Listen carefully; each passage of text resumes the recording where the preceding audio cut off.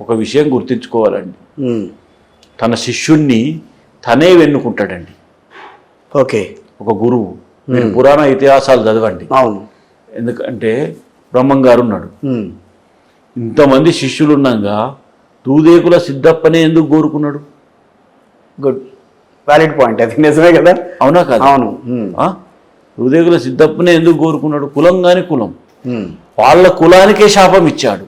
Yes, బ్రహ్మం గారు వాళ్ళ కులానికే శాపం ఇచ్చాడు. అదెందుకండి?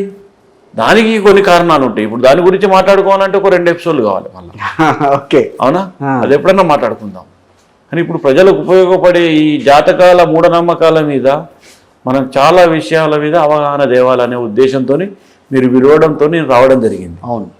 కాబట్టి ఈ అర్ధాష్టమ శని, అష్టమ శని, వీటి గురించి ఏదైనా డౌట్స్ ఉంటే మాత్రం మీరు ఖచ్చితంగా నాకు ఫోన్ చేసి అడగచ్చు. మీ ఛానల్ వాళ్ళకి ఫోన్ చేసినా కూడా నా నెంబర్ ఇవ్వండి. వాళ్ళకి నేను ఖచ్చితంగా నివృత్తి చేస్తాను. వాళ్ళకి కావాల్సినట్టుగా వాళ్ళకి ఏ సమస్య ఉన్నా కూడా పూర్తిగా చేయలేకపోవచ్చు సార్. ఎందుకంటే పూర్తిగా అది ఆ ప్రభావం పూర్తిగా తగ్గించలేకపోయినా 90% వరకు తగ్గించగలుగుతాం. 90% వరకు ఖచ్చితంగా తగ్గించగలుగుతాం. వాళ్ళని చాలా మట్టుకు ఊరట చేస్తాం. గురూజీ శ్రీధర్ గారు, మీరు అడుగుతున్నాను అనుకోకండి, ఇప్పుడు మీరు వాడేది తాంత్రిక విద్య, అది కొంచెం ఎదుటి వాళ్ళని ఇబ్బంది పెట్టే రకంగా ఉంటుందా? లేదండి. ఎందుకు ఉంటుందండి? ఇప్పుడు నేను చిన్న ఎగ్జాంపుల్ చెప్తాను. నేను కావాలని అడిగాను. తప్పండి. నన్ను ఇబ్బంది పెడతారా మీరు? పెట్టనండి. ఎందుకు పెట్టరుగా? నేను ఎందుకు పెడతానండి? ఎందుకు మీరు మీ యొక్క అంటే నేను ఇప్పటికీ 99% చేసిన బాబతి. నేను మనిషి ముందర కూర్చొని ఏది చేయలేదండి. అదే నేను ఒకటి విన్నా మీ గురించి. అవును. ఎక్కడో దేశం కాదు, విదేశాల్లో ఉన్న వాళ్ళకు వాళ్ళు డైరెక్ట్గా మీకు కాల్ చేసి డైరెక్ట్గా వాళ్ళు ఏవో వాళ్ళ బాధలు చెప్పుకుంటారు. మీరు ఇక్కడి నుంచి దాన్ని ఎట్లా సాల్వ్ చేస్తారు వాళ్ళ దగ్గర లేకుండా? ఎందుకంటే అవసరం లేదు. వాళ్ళు ఇప్పుడు ఎక్కడున్నా కూడా భూమి మీదనే ఉన్నారు కదండి. ఓకే. అవునా కదా? అవును. ఎక్కడున్నా కూడా బతికే ఉన్నారు కదా. సప్త సముద్రాల అవతలు ఉన్నా కూడా ఎక్కడున్నా కూడా ఒకటే మంత్రం కదండి. సృష్టి పుట్టిందే ఓంకారంలో నుంచి. ఈ ఓంకారంలో నుంచి పుట్టినే ఈ సర్వ సృష్టి. యంత్రాలైనా, మంత్రాలైనా, తంత్రాలైనా, వేదాలైనా, ఉపనిషత్తులైనా, బ్రాహ్మణులైనా, గుడులైనా, గోపురాలైనా, గురూజీలైనా, పీఠాధిపతులైనా ఎవరైనా కూడా ఈ ఓంకారం నుంచి వచ్చిన వాళ్ళే. ఓకే. విన్నావా? అవును. దాని మూలాల నుంచి పుట్టిన వాళ్ళే. విన్నావా? కాబట్టి మనం పెద్దగా దాని గురించి పట్టించుకోవాల్సిన అవసరం లేదండి. ఓకే. నేను భయపెట్టానండి. ఒకటి ఇంకో విషయం, నేను మనిషిని అక్కడ ఉంచుకోను. ఎందుకంటే అది 5 రోజులు చేసే ప్రక్రియ అండి. ఎవరికైనా కాదండి. కొందరికి 3 రోజులలోనే అయిపోతుంది. కొందరికి 3 రోజులలోనే అయిపోతుంది. ఇదేదో 2 గంటలు కూర్చుండబెట్టి ఉడగొట్టి పంపించే విద్య కాదండి. అది ఏవో ముగ్గులేసి అవసరం లేదండి. నీకు యథార్థంగా చెప్పాలంటే అది క్షుద్ర పూజలు చేసేవాళ్ళు చేస్తారు, మామూలు పూజలు కూడా బలులు చేసేవాళ్ళు చేస్తారు. ఎందుకంటే దీనిలో చాలా సంప్రదాయాలు ఉన్నాయండి. యూనో కొందరు కాళీమాతను ఉపాసన చేసి పూర్రెలను మెడలో ధరించి మనుషులకు భయభ్రాంతులను గురి చేసి యూనో వాళ్ళు ఒక రకంగా బాధ పెడుతూ ఉంటారు. అదే అంటున్నా నేను. అది తాంత్రిక విద్యలు అంటే అందరూ భయపడేది. విద్యలు అనే దానికి, ఆ పదానికి చెడ్డ పేరు తెస్తున్నారండి పరాకాష్ట. చాలా మంది పరాకాష్ట. ఎందుకంటే తాగడం, మాంసం తినడం, పోతే ఊగడం, గంజాయి తాగడం, ఇలాంటి ద్వారా జనాలకు తాంత్రికం, యంత్రం, మంత్రం అనేసరికి ఒక చెడు అనేది వెళ్ళిపోతుందండి. చెడు భావం అనేది వెళ్ళిపోతుంది. ఓకే.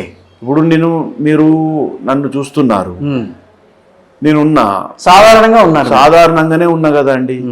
ఏం వేషం వేశానండి? ఏమీ లేదు. మీరు మరి నాకు ఇన్ని వేల మంది ఎందుకు వస్తారండి నా దగ్గరికి? చెప్పండి. నా దగ్గరికి ఇన్ని వేల మంది ఎందుకు వస్తారు? నేను ఇంటికాడ కూడా ఇట్నే ఉంటానండి.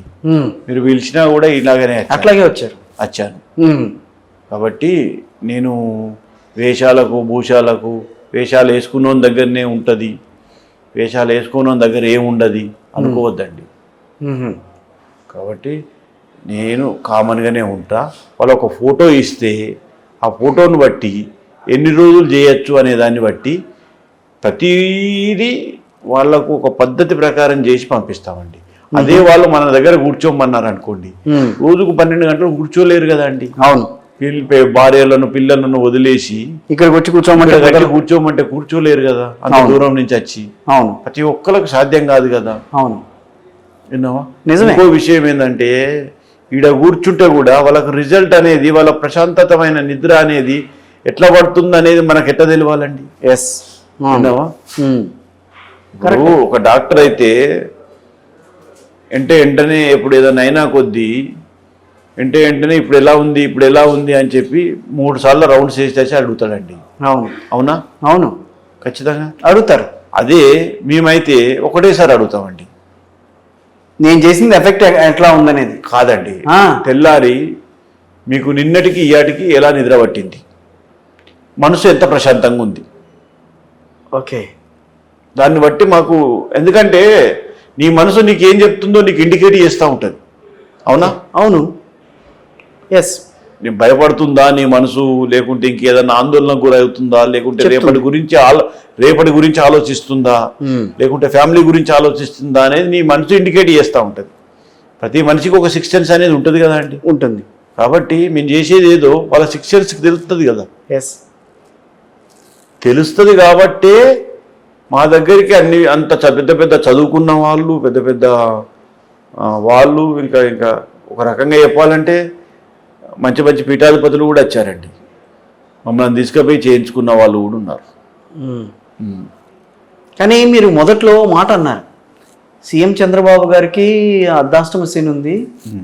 నేను అనలేదండి. అదే మీరు మామూలుగా అందరూ అన్నారు, కానీ ఆయన ముఖ్యమంత్రి అయ్యాడు కదా. మళ్ళీ ఆ తర్వాత పవన్ కళ్యాణ్ గారి గురించి కూడా చెప్పారు. సో మరి అలాంటప్పుడు జగన్మోహన్ రెడ్డి గారికి ఏమో ఏమీ లేదు, కానీ ఆయన అంతా బాగుంది, జాతకం చాలా బాగుందని అన్నారు, ఆయనే ముఖ్యమంత్రి కాలేకపోయాడు. అవునండి, మళ్ళీ. అవునండి. ఇలాంటివి జనాన్ని ఆలోచింపజేస్తూ ఉంటాయి. అవును, ఖచ్చితంగా. ఎందుకంటే వాళ్ళు ఒక హోదాలో ఉన్నారు కాబట్టి. అవును. సో ఒక పార్టీకి సంబంధించి ఉన్నారు కాబట్టి వాళ్ళని ఆలోచిస్తూ ఉంటారు. సార్ ఇప్పుడు ఒక చిన్న మాట చెప్తానండి. ఇప్పుడు చాలా ఒకరి మీద ఒకరు చాలా మంది చాలా పెద్ద పొజిషన్లు ఉన్న వాళ్ళు కూడా, గురువు స్థానంలో చాలా పెద్ద పొజిషన్లో ఉన్నవారు కూడా ఈ మన ఆంధ్ర ఎలక్షన్ల విషయంలో, తెలంగాణ ఎలక్షన్ల విషయంలో చాలా రాంగ్ ప్రిడిక్షన్ చేశారండి. అవును. ఎందుకంటే లోతుగా పోకుండా ఒక పెద్ద సమాజంలో ఒక గుర్తింపు కలిగిన వ్యక్తి చెప్పాడు అనుకోండి, ఆ వ్యక్తి చెప్పాడు కదా నేను కూడా చెప్పచ్చు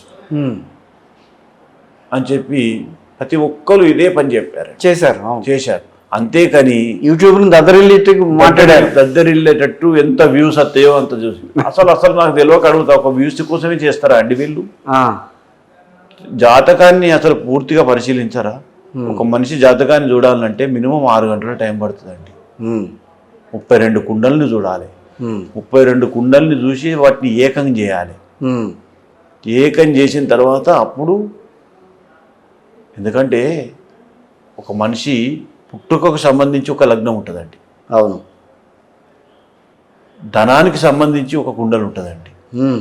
వాళ్ళ వైవాహిక జీవితానికి సంబంధించి ఒక కుండలు ఉంటుందండి. ఆరోగ్యానికి సంబంధించి ఒక యాక్సిడెంట్లకు సంబంధించి ఒక కుండలు ఉంటుంది. ఆరోగ్యానికి ప్లస్ యాక్సిడెంట్లకు. ఇదే విధంగా 32 కుండలు ఉంటాయండి.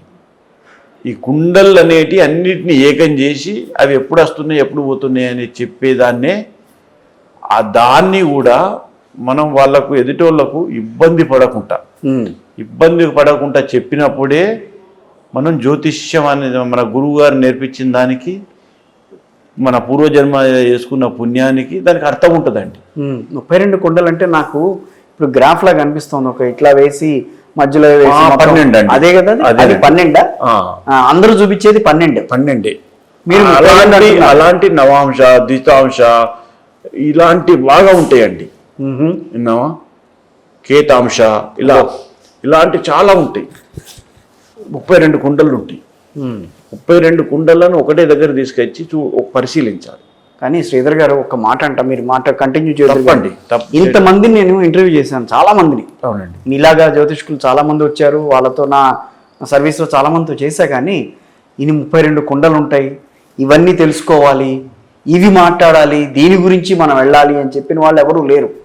ఏదో గ్రాఫ్ చూపించేసి ఇది ఇక్కడ నడుస్తుంది, ఇక్కడ నడుస్తుంది, ఇక్కడ నడుస్తుంది, ఇది ఇట్లా వస్తుంది, ఈ చక్రంలో ఇట్లా ఉందని చెప్పేవాళ్ళే. కానీ ఏంటి వాళ్ళకి వీళ్ళకి మీకు డిఫరెన్స్ ఏంటని అంటారు? నాకైతే డిఫరెన్స్ అయితే కనిపిస్తుంది. మీకు కనిపిస్తుంది కదా అండి. అదే అదే చిన్న విషయం చెప్తానండి. నా దగ్గర చేపించుకున్న వాళ్ళను